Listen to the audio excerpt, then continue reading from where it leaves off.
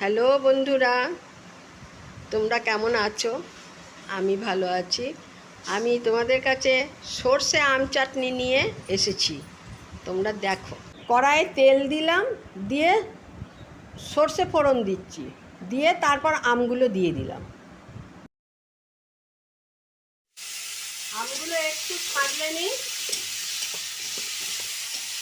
আমটা একটু সাঁতলানো হয়ে গেছে। আমি এর মধ্যে একটুখানি হলুদ দিলাম, একটুকু নুন দেবো, দিয়ে একটু একটু ভাজা করব। এবার আমি একটু জল দিয়ে দিলাম, একটু সেদ্ধ হোক। এবার এর মধ্যে আমি একটু সর্ষে বাটনা দিয়ে দিচ্ছি। এবার একটু চিনি দিচ্ছি,